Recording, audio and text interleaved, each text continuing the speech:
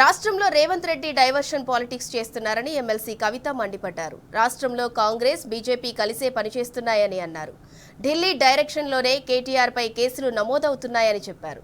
రైతు భరోసా ఎగవేతకు సర్కారు కుట్ర చేస్తోందన్నారు. రాష్ట్రంలో 10% కమిషన్ ప్రభుత్వం నడుస్తోందని, 6 గ్యారంటీలను అమలు చేయడంలో ప్రభుత్వం విఫలమైందని కవిత ఆగ్రహం వ్యక్తం చేశారు.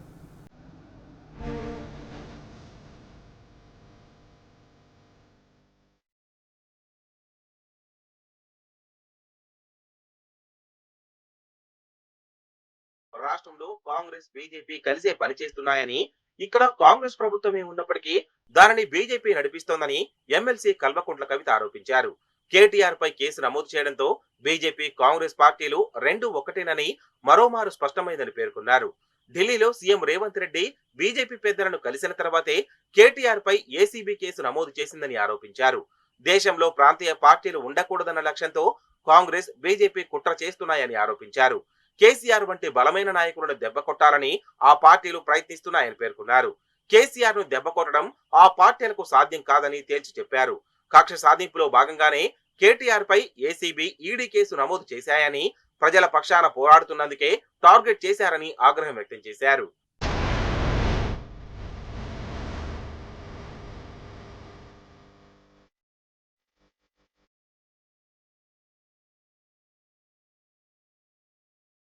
రాష్ట్రాన్ని ప్రపంచ బ్యాంకుకు సీఎం రేవంత్ రెడ్డి తెలంగాణను ప్రపంచ బ్యాంకుకు తాకట్టు పెడుతున్నా కమ్యూనిస్టులు మౌనంగా ఎందుకు ఉంటున్నారని కవిత ప్రశ్నించారు.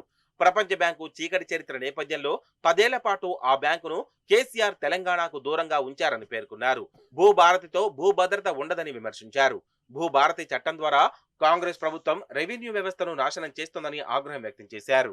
ధరణిపై విష ప్రచారం చేశారని, ప్రజలు తిరిగి ధరణి వ్యవస్థ కావాలని ఉద్యమించే పరిస్థితి వస్తుందని తెలిపారు.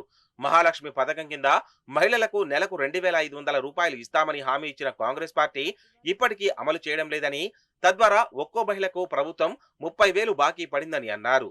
మహిళలకు కల్పించిన ఉచిత బస్సును తాము ఆహ్వానిస్తున్నామని, అదే సమయంలో బస్సుల సంఖ్యను తగ్గించారని ఆరోపించారు.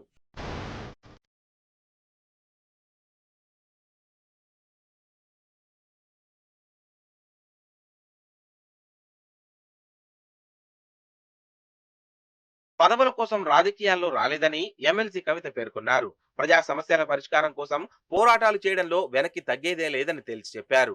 తెలంగాణలో అస్తిత్వ పరిరక్షణ తమ జీవితంలో భాగమని పేర్కొన్నారు. తాము పదవుల కోసం వచ్చిన వాళ్ళం కాదు, ప్రజల నుంచి వచ్చిన వాళ్ళమని స్పష్టం చేశారు. పార్టీ అధినేత కేసీఆర్ తయారు చేసిన సైనికులమని పేర్కొన్నారు. త్వరలో రాష్ట్ర వ్యాప్త కార్యక్రమాలకు శ్రీకారం చుడతామని వెల్లడించారు. తెలంగాణ అస్తిత్వాన్ని కాంగ్రెస్ ప్రభుత్వం దెబ్బతీసే కుట్ర చేస్తుందని, ఆ కుట్రలను అడ్డుకుంటామని స్పష్టం చేశారు.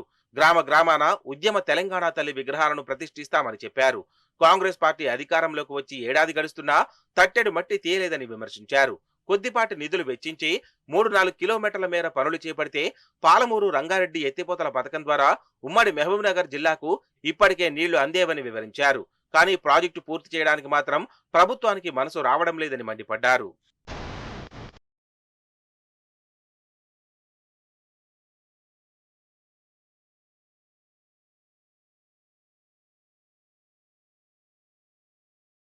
రాష్ట్రంలో ప్రతీకార పాలన సాగుతుందని ఎమ్మెల్సీ కవిత ధ్వజమెత్తారు. ప్రతిపక్షాలపై దాడి చేయడాన్ని రేవంత్ రెడ్డి పనిగా పెట్టుకున్నారని విమర్శించారు.